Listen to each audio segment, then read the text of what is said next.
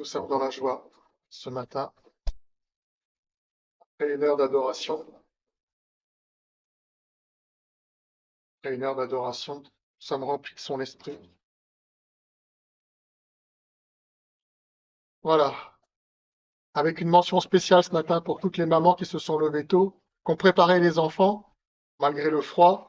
Ça prend du temps parce que j'ai aussi un fils, bon aujourd'hui il a 30 ans, hein, mais je me souviens à l'époque, fallait le préparer, tout ça, il faisait froid, c'était pas évident, donc félicitations particulièrement aux mamans. Bon, ce matin, on va examiner un sujet important pour notre foi, mais aussi pour ceux à qui nous devons parler, nous devons enseigner. Vous savez que nous avons la responsabilité d'évoquer la parole de Dieu à nos amis, à nos collègues, etc. Alors, on va voir ce matin quelques preuves de l'existence de Dieu. Alors, je sais pertinemment que vous êtes tous convaincus ce matin, mais comme nous l'avons dit, nous le faisons pour nous encourager, mais aussi pour encourager et pour convaincre ceux que nous côtoyons, que ce soit dans la famille ou ailleurs. Alors, on va prendre la base de notre étude aujourd'hui, c'est le psaume 19, verset 2. Il nous servira un peu de base, psaume 19, verset 2, qui nous dit, alors je vous laisse le prendre, parce qu'on me dit que souvent je ne laisse pas assez le temps pour prendre les versets. Donc prenez votre temps et quand vous les avez tous, le psaume verset 2, on pourra le lire ensemble.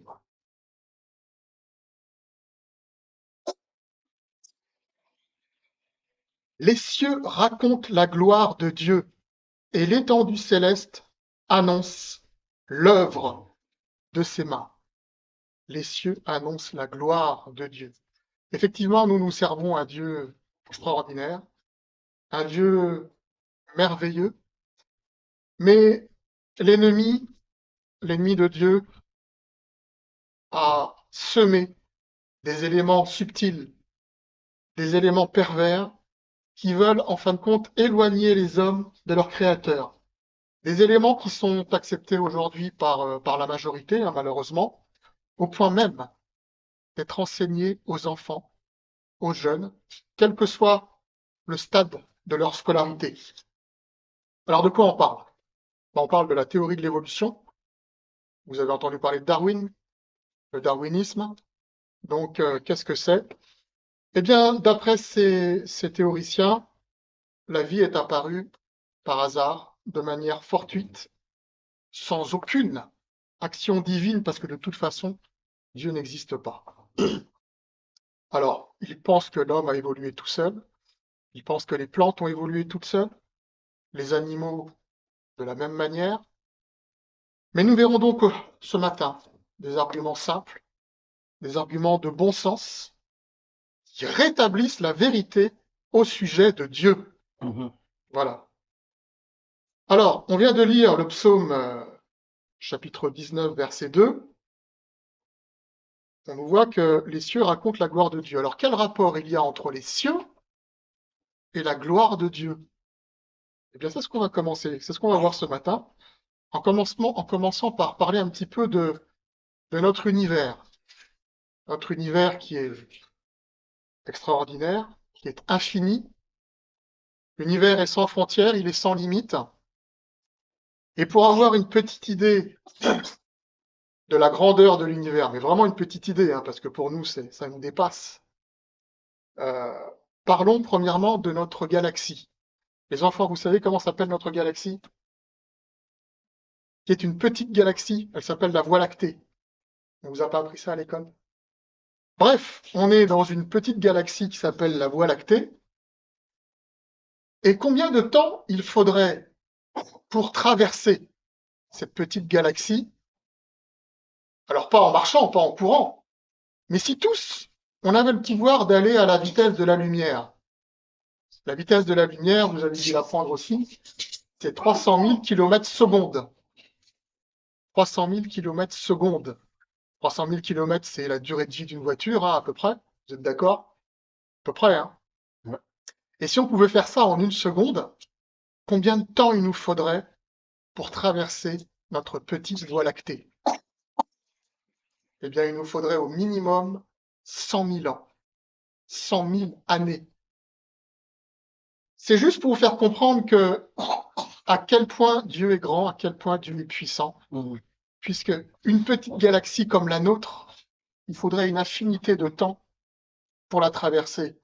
Et nous savons, par l'observation, qu'il existe dans notre petite Voie lactée entre 200 et 400 milliards d'étoiles. Entre 200 et 400 milliards d'étoiles et environ 100 milliards de planètes. 100 milliards de planètes. C'est vraiment extraordinaire. On ne parle même pas des galaxies un peu plus grandes, hein. On parle de cette petite galaxie qui est la nôtre. Alors, il y a des amas de galaxies, il y a des super amas de galaxies. Mais tout cela est parfaitement organisé, à tel point que les scientifiques arrivent à lancer des, des, des navettes ou des astres ou des satellites dans l'espace en tenant compte de ces règles, de ces lois divines extraordinaires. Alors, réfléchissons un petit peu. Comment le hasard aurait-il pu organiser tout cela? Comment aucune loi, rien, le vide, aurait-il pu agencer tout ça, seul? Quel est le sens de la vie? Quel est le sens de l'univers s'il n'y a aucune force extérieure intelligente? Ça n'a pas de sens. Alors oui, la science peut décrire des phénomènes. La science peut nous décrire effectivement tout cela, euh, observer, mais elle est incapable d'expliquer le sens profond et l'origine profonde de ces phénomènes et de la création de l'univers. C'est la parole de Dieu qui répond à cette question. Amen. Et elle répond parfaitement à cette question. On va prendre un texte dans Ésaïe, le texte d'Ésaïe, chapitre 44, verset 24.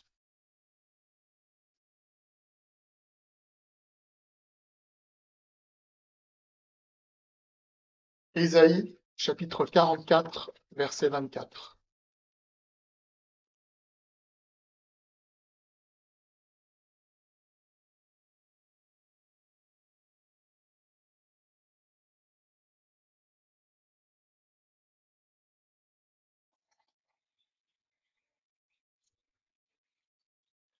Alors, est-ce que chacun l'a?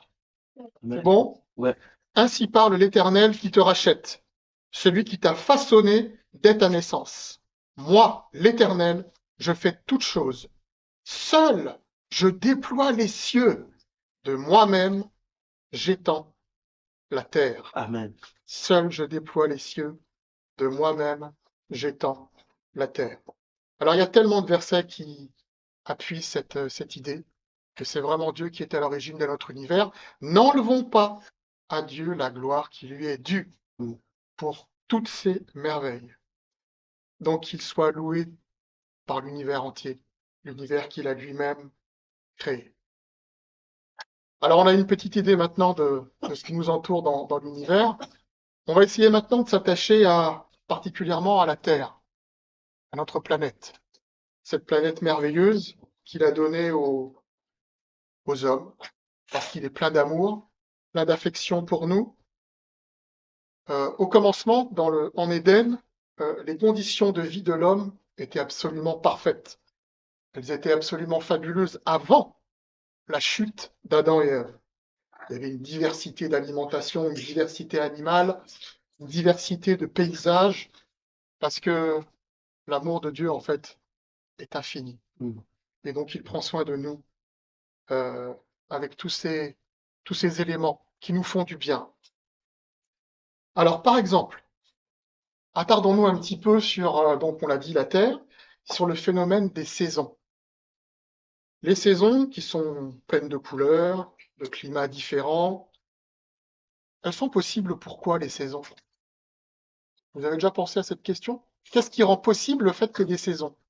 Parce que l'axe de la Terre n'est pas droit. La Terre a un axe légèrement incliné. Et c'est pour ça que nous avons des saisons aujourd'hui. Est-ce qu'à votre avis, c'est dû au hasard? Non, pas du tout. Dans sa sagesse, Dieu a pensé à ça. Alors on est en Bretagne, on profite du phénomène des marées.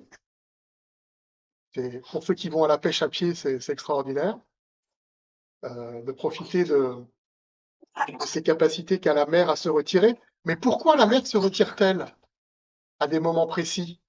En Bretagne, c'est 2 fois par jour. Pourquoi elle se retire? C'est l'attraction de la Lune sur la Terre qui fait que l'eau se retire. C'est un phénomène extraordinaire.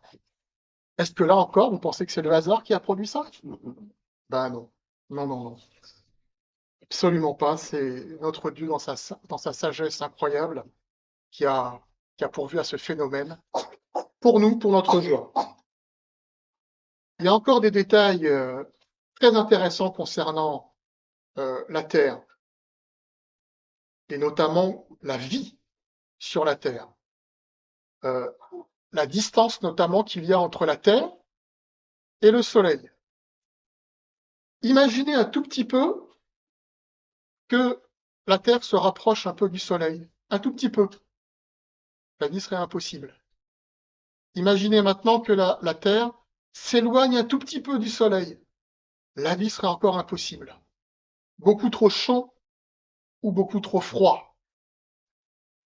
La distance parfaite, c'est 149 millions de kilomètres. Ni plus, ni moins, pour que la vie soit possible. Est-ce que là encore, vous pensez que c'est le hasard qui a fait ça? Non? Non? Tu as raison, c'est pas le hasard. Voilà, c'est encore dans sa sagesse incroyable. Notre Créateur nous épate et maintient la vie possible sur Terre. Donc Dieu est aux commandes, ne l'oublions pas. Il est aux commandes de tout. Et s'il a fait ces choses extraordinaires, il ne va pas nous oublier, nous. Il va nous aider parce qu'il nous aime profondément. Amen. Bon, on va continuer dans ces points de bon sens, ces petits points de réflexion. Pensons un petit peu maintenant à l'air que nous respirons. C'est tellement machinal qu'on n'y fait même plus attention, n'est-ce pas? Mais de quoi est composé l'air que l'on respire? Alors, il y a 78% de diazote, il y a 21% d'oxygène, et il y a plein d'autres gaz, comme l'hélium, comme la vapeur d'eau, etc., etc. Imaginez là encore que ce pourcentage-là change, que ce pourcentage prévu des gaz qui composent l'air que l'on respire change. Eh bien, la vie ne pourrait pas se développer sur Terre. Et si on ne mourrait pas, eh bien, on serait vraiment dans un état de santé vraiment déficient. Donc, ce mélange est exactement celui qu'il faut pour que la vie se développe sur Terre et pour que nous soyons en bonne santé. Soyons-en conscients. Et même pour ces choses qui nous paraissent banales, Dieu a besoin et Dieu est digne de louange, de grâce. Alors, autre élément probant, c'est l'atmosphère qui nous entoure. Alors, l'atmosphère au-dessus de nous est maintenue aux alentours de la Terre par un jeu de différentes strates dans l'atmosphère qui déjà empêchent l'air de partir dans l'espace, mais l'atmosphère nous protège également de beaucoup de choses. L'atmosphère nous protège des rayons cosmiques, des rayons qui viennent de l'espace et qui sont extrêmement nocifs à la vie humaine, animale et végétale. Donc, on n'y pense pas, mais c'est une protection incroyable. L'atmosphère nous protège également des météorites. Vous avez certainement vu des images de la surface de la Lune à la télévision, des images de la surface de Mars, et ces planètes sont cryptées de météorites qui sont tombées. On voit des cratères partout, partout, partout, partout. C'est pas le cas de la Terre. Parce que quand un météorite arrive sur la Terre, il est détruit, dans la plupart du temps, par l'atmosphère. Et le chauffement fait que la météorite s'évapore. et ne perturbe pas la vie sur terre. Alors, même question. Est-ce que vous pensez encore que c'est le hasard qui a produit cette protection pour nous aujourd'hui sur la terre? Pas du tout. Tout cela participe d'un dessein pensé, organisé, extraordinaire de Dieu pour nous tous. C'est merveilleux. Amen. Alors il faut être reconnaissant à notre Dieu pour toutes ces merveilles qui sont propices à la vie et à notre épanouissement sur terre. Est-ce que vous êtes d'accord? Amen. Amen. Alors, on pourrait continuer comme ça à l'infini, tellement la création est riche, tellement la création est complexe, tellement elle est merveilleuse. Mais on va changer un petit peu de secteur, on va changer un petit peu de domaine et on va examiner la structure de la Bible, la structure de la parole de Dieu. Qui a écrit la pensée de Dieu dans la Bible? Qui? Comme vous le savez, ce sont des rédacteurs bibliques qui ont été inspirés par l'Esprit Saint, par le Saint-Esprit. Il y a beaucoup de versets qui en attestent. Donc, du Pentateuque de Moïse jusqu'à l'Apocalypse, l'apôtre Jean, ils ont été inspirés par Dieu pour rédiger la pensée même de Dieu. Mais il y en a combien en tout de ces rédacteurs-là? Eh bien, il y en a 40. 40 rédacteurs différents. Et quelle est la durée de rédaction de la parole de Dieu? Sur combien d'années, combien de siècles, ils ont rédigé la parole de Dieu? 1500 ans. La Bible a été rédigée sur une période qui couvre 1500 années. D'accord? Ce qu'il faut savoir, c'est que donc la plupart de ces rédacteurs, pas tous, hein, mais ils se connaissaient pas. Ils se connaissaient pas du tout. Si certains au début ou à la fin, ils se connaissaient, mais la plupart ne se connaissaient pas. Et pourtant, le point important, c'est qu'ils traitent tous du même sujet, du même thème, de la même logique. Alors c'est quoi ce thème, ce sujet, cette logique? C'est que Dieu a prévu le salut de l'homme par Jésus-Christ. Amen. Amen. Dieu a prévu le salut de l'homme par Jésus-Christ. Alors vous allez me dire, mais non, ça concerne le Nouveau Testament. Ah non, non, non, ça concerne aussi l'Ancien Testament. Et d'ailleurs, si vous avez des doutes, on va prendre la toute première prophétie de la Bible. La toute première prophétie. On va prendre Genèse. Genèse chapitre 3, verset 15.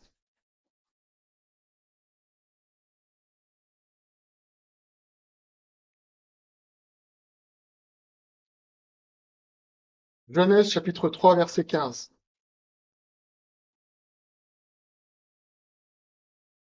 La toute première prophétie. Alors le contexte. Avant de lire le verset, c'est quoi le contexte? Le contexte, vous connaissez la Genèse. Dieu place Adam et Ève dans le paradis, dans des conditions incroyables. Le diable vient, il les tente, il succombe. Il succombe malheureusement par le péché. Et du coup, tout se détraque. Tout se détraque et la perfection originelle est perdue. Mais voilà qu'en Genèse chapitre 3, verset 15, Dieu a déjà prévu, immédiatement après la chute, une solution pour l'humanité. Amen. C'est incroyable. On va le lire maintenant que vous l'avez. Genèse 3, 15. Je mettrai inimitié entre toi et la femme. À qui Dieu il parle là? Il parle au diable directement. Il répond à Satan. Entre ta descendance et sa descendance.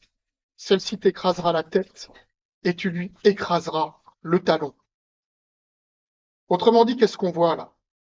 On voit que la descendance du diable serait complètement écrasée, mais qu'elle aurait quand même des petites victoires en écrasant le talon de la descendance de Dieu.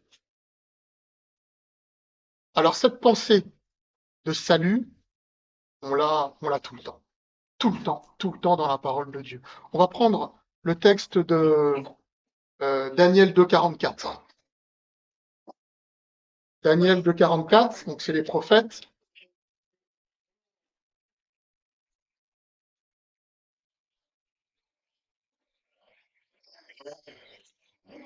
Alors, Ézéchiel, Daniel.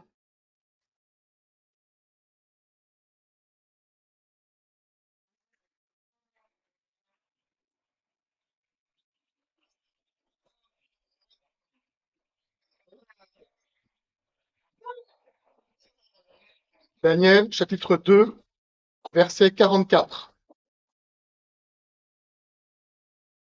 Nous lisons, dans le temps de ces rois, donc dans le futur, le Dieu des cieux suscitera un royaume qui ne sera jamais détruit, et ce royaume ne passera pas sous la domination d'un autre peuple. Il pulvérisera et anéantira tous ces royaumes-là, et lui-même subsistera éternellement. Amen.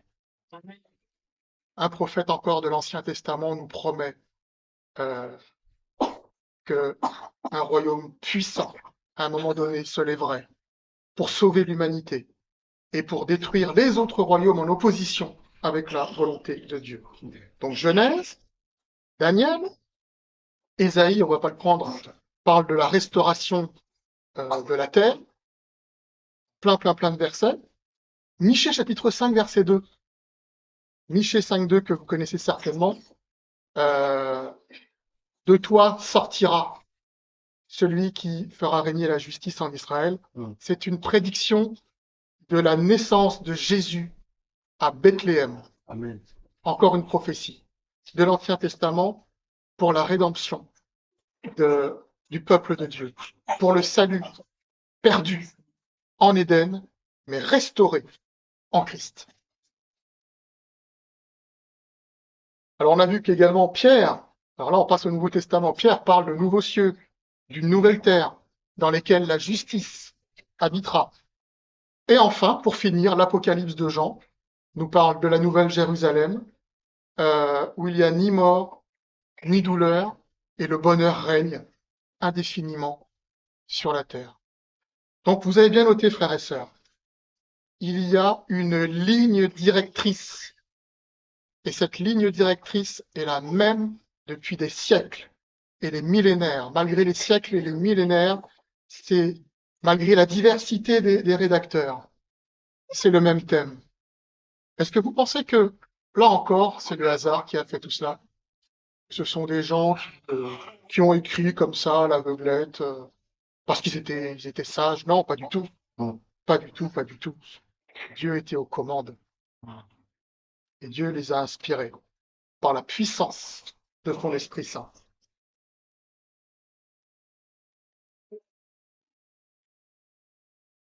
Alors, on va revenir à l'Ancien Testament par un thème que moi je trouve vraiment extraordinaire, par un sujet qui m'a énormément touché, c'est les règles d'hygiène d'Israël, les règles d'hygiène des Hébreux. Alors, avant de voir ces règles d'hygiène qui pour moi sont incroyables, on va prendre le contexte encore, le contexte de l'époque, qui est Deutéronome, chapitre 7, verset 15.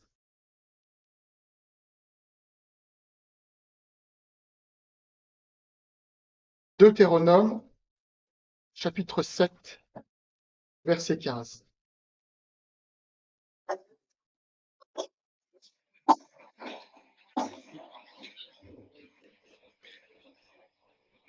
C'est bon, vous l'avez?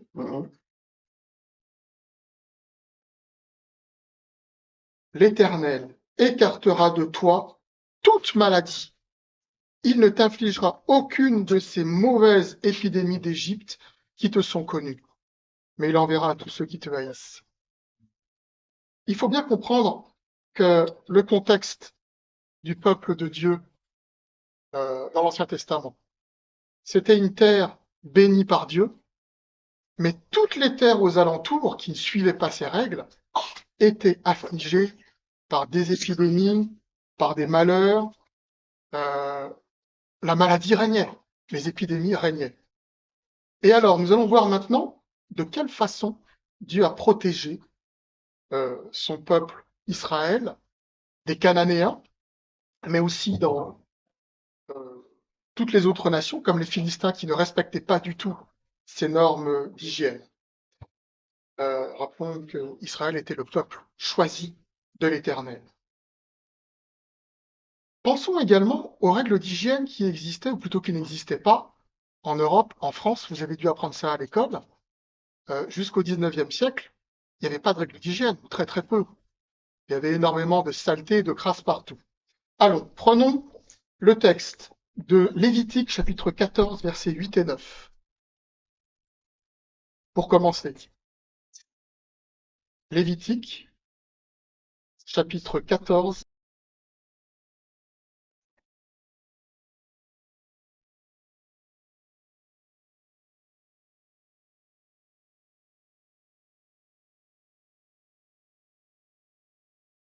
C'est au tout début de la parole de Dieu, au tout début de la Bible.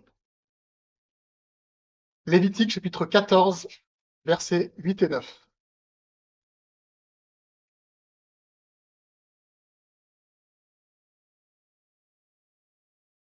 Je lis. Celui qui se purifie nettoiera. Alors, le contexte, je ne vous ai pas parlé du contexte. Le contexte du chapitre 14, c'était la lèpre qui pouvait sévir. Donc, il fallait faire très attention. Alors, verset 8, celui qui se purifie nettoiera ses vêtements, rasera tout son poil et se lavera dans l'eau, et il sera pur. Ensuite, il pourra rentrer dans le camp, mais il restera 7 jours hors de sa tente. Le 7e jour, il rasera tout son poil, sa tête, sa barbe, ses sourcils. Il rasera tout son poil, il nettoiera ses vêtements, il lavera son corps dans l'eau, et il sera pur. Donc là, on voit deux principes. Un principe de propreté, qui n'existait pas ailleurs, et un deuxième principe qui est le principe de la quarantaine. Vous savez ce que c'est la quarantaine?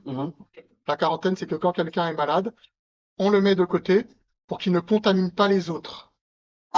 Mais personne, à cette époque, dans l'Antiquité, ne faisait ça. Il n'y a que Dieu qui a enseigné aux Juifs de faire ce genre de choses. C'est vraiment extraordinaire. On tourne quelques petites pages avant, chapitre 5, versets 2 et 3.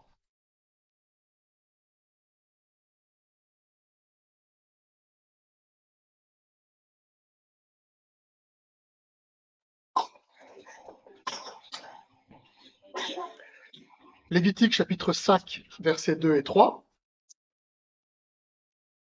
Lorsque quelqu'un, sans y prendre garde, touchera une chose impure quelconque, que ce soit le cadavre d'un animal impur, ou celui d'une bête domestique impure, ou bien celui d'un reptile impur, il deviendra lui-même impur et se rendra coupable. Lorsque, sans y prendre garde, il touchera une souillure humaine dont le contact rend impur, et qu'il s'en aperçoive plus tard, il sera coupable. Donc là encore, Dieu insiste fortement pour que son peuple soit pur, qu'il se mette à côté, en retrait de toute impureté, et ainsi les épidémies ne pouvaient pas se développer. On va en prendre encore un, oui on a le temps, on va prendre encore le texte de Nombre, chapitre 19, verset 16. Donc un petit peu plus loin. Nombre, chapitre 19 et le verset 16.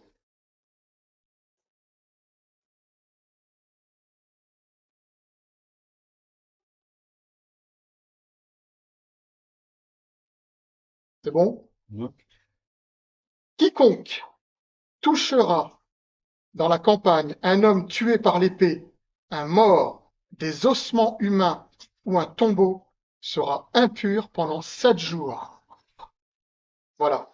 Donc là, il y a encore deux notions qui nous protègent. Enfin, plutôt une notion, c'est la notion de quarantaine, une nouvelle fois, qui protège les épidémies parce qu'il était éloigné du camp pendant 7 jours. Cette personne qui aurait touché un cadavre ou quelque chose de particulièrement plein de germes, plein de microbes, c'était une protection pour l'ensemble, une protection pour le peuple.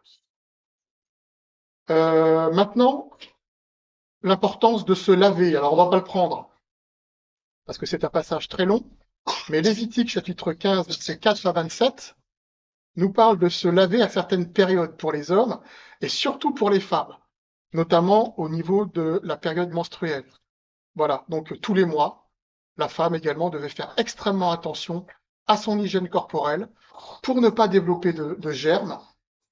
C'est miraculeux de la part de Dieu, parce que je le répète, personne ne faisait ça dans les nations qui entouraient Israël à l'époque.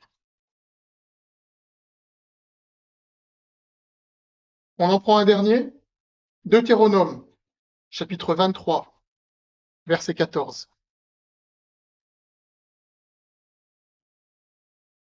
La loi de Dieu est franchement parfaite, admirable, et elle traitait tous les domaines pour que le peuple reste pur.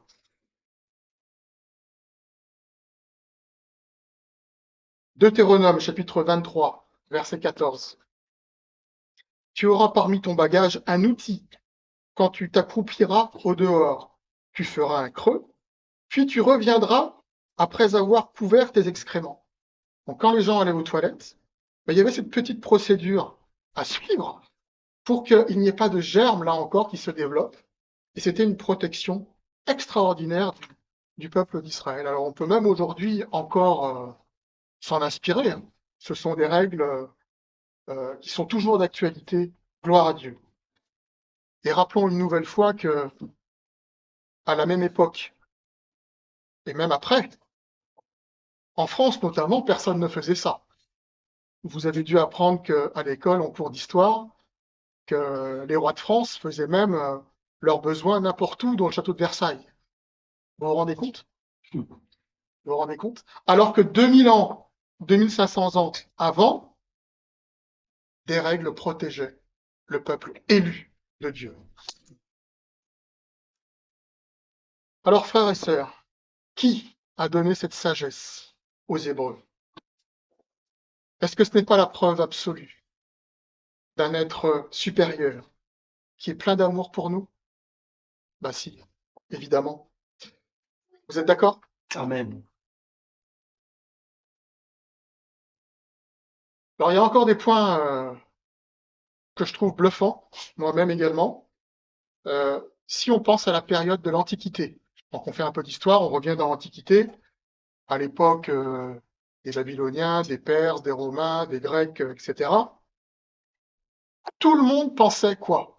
Tout le monde pensait que la Terre était plate. Oui, pensait que la Terre était plate. Et même, quelquefois, à certaines époques, les marins avaient très peur d'aller loin en mer parce qu'ils pensaient qu'ils allaient tomber. Au bout de l'assiette, ils allaient tomber dans le vide. Voilà, ils pensaient ça. C'est vrai, ils pensaient ça. Il y a plein de textes qui relatent cela. Donc tout le monde pensait que la terre était plate. Alors on va prendre un texte. On va retourner dans Ésaïe, chapitre 40, verset 22.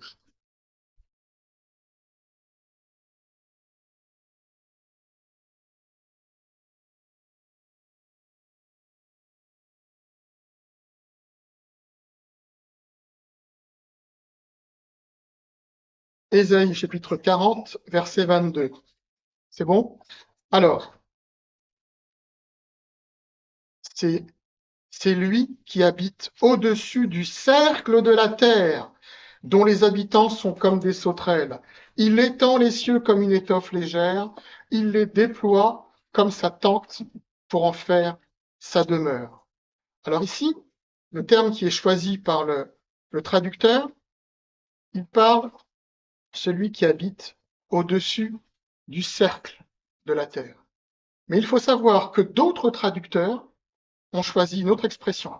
Ils ont choisi l'expression globe, comme la traduction de la Bible de David Martin, la traduction de la Bible d'Osterwald. Ils ont choisi l'expression globe. Et la traduction de Crampon, que vous connaissez également, a choisi l'expression voûte, la voûte de la Terre. Donc il y a une idée de rotondité et non pas d'assiette plate au-delà de laquelle eh bien, nous pourrions tomber. C'est incroyable, non? Mm. C'est vraiment incroyable que le texte hébreu soit aussi riche et aussi précis dans la nature même de la planète, la Terre. Alors que croyaient encore les hommes à l'Antiquité? Eh bien, personne ne croyait que la Terre reposait dans le vide. Personne. On sait qu'aujourd'hui, la Terre repose sur rien, dans le vide. Mais les grands sages de l'époque, tout le monde, les grands sages en premier, pensaient que la Terre était portée par des géants, portée par des tréteaux, portée par des animaux gigantesques. Et tout le monde à l'époque croyait ça. Par contre, regardons ensemble ce que dit le texte de Job, chapitre 26, verset 7. Job, chapitre 26, verset 7.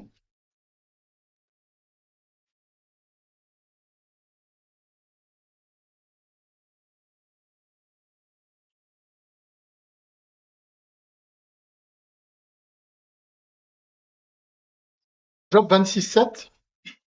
Il étend le septentrion sur le vide. Il suspend la terre Néant. sur le néant. Comment Job pouvait savoir ça? Enfin là, en l'occurrence, bon, on dit que c'est Moïse qui aurait rédigé le texte de Job. Mais peu importe. Comment le rédacteur à l'époque pouvait savoir que la terre était suspendue sur le néant, puisque tout le monde aux alentours était persuadé que la terre reposait sur quelque chose. Alors, c'est particulièrement incroyable et il faut se rendre compte que Dieu était merveilleux et que 2500 ans de nous, eh bien, il avait décrit avec justesse la nature précise et scientifique de sa planète, la Terre.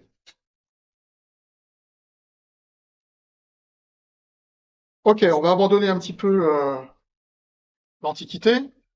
On va raisonner un petit peu maintenant sur l'origine de la vie.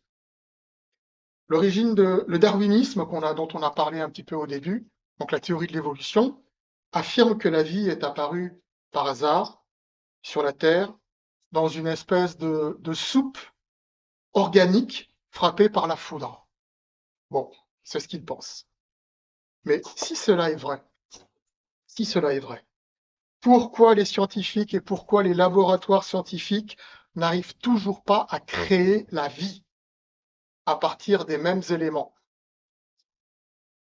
Pourquoi la nature a-t-elle réussi toute seule ce que les scientifiques n'arrivent pas à faire en laboratoire? Ça n'a aucun sens. Aucun sens. Les scientifiques peuvent observer la vie, ils peuvent décrire la vie, ils peuvent la modifier parfois, mais ils ne peuvent pas la créer. Amen. C'est strictement impossible. Amen. Jamais. La nature seule n'a pas pu créer la vie. C'est strictement impossible. D'ailleurs, quand on regarde la structure de la cellule humaine ou les cellules animales, c'est d'une telle complexité que seule la création de Dieu tient la route. Il n'y a que cette explication qui tient la route. Et avant d'arriver à une cellule formée, mais il y a énormément d'étapes antérieures qui sont très nombreuses pour y arriver. Il faut des acides aminés, il faut certains produits, il y a des bactéries. Une cellule, c'est déjà en soi extrêmement complexe. Et tout ce qu'il y a avant, c'est encore plus complexe. Alors pensez-vous que l'évolution sans Dieu ait pu produire cela tout seul par le hasard? C'est strictement impossible. Non. Alors il y a une citation que j'aime beaucoup, une citation d'un homme que vous connaissez qui s'appelle Albert Einstein. Tout le monde connaît Albert Einstein pour sa théorie de la relativité. Il dit, le hasard, c'est Dieu qui se promène incognito. Le hasard, c'est Dieu qui se promène incognito. Je crois que ça résume beaucoup, beaucoup de choses. Alors, il ne faut pas non plus oublier que la théorie de l'évolution aujourd'hui, elle est très attaquée, même par des scientifiques non chrétiens. Parce que ça ne tient pas la route, tout simplement. C'est majoritaire, mais ça ne tient pas la route. Beaucoup ont le courage de dénoncer de grandes incohérences techniques dans ce processus dit évolutif. Et il y a différents ouvrages qu'on peut se procurer qui sont sortis, eh bien, qui admettent que la science et l'idée même de Dieu, c'est pas forcément contradictoire, puisque comme on l'a vu, la Bible confirme la science sur beaucoup de points.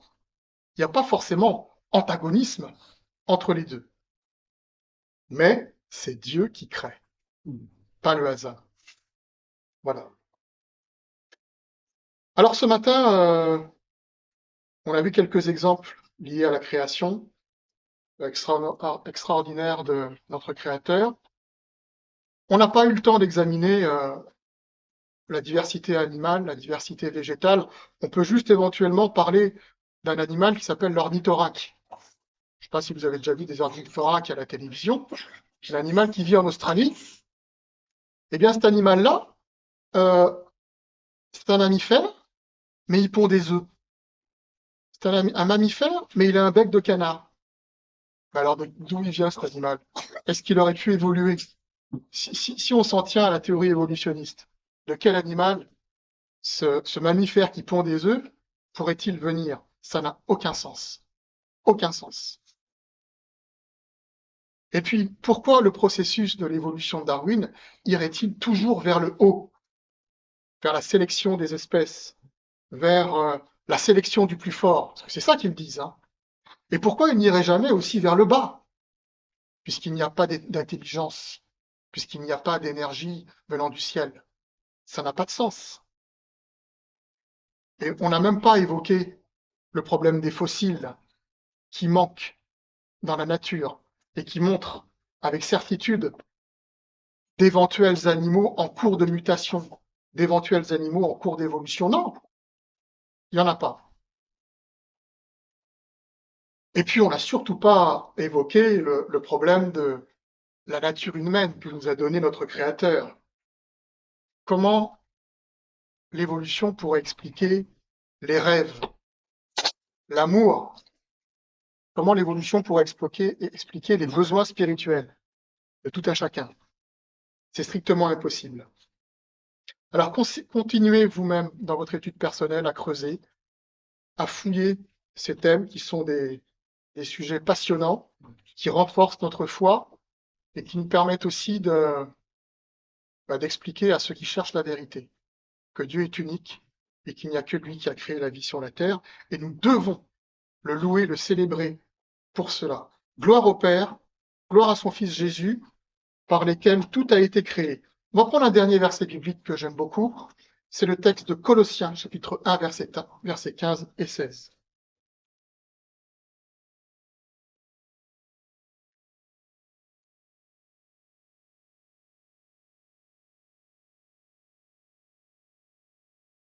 Colossiens, chapitre 1, au tout début.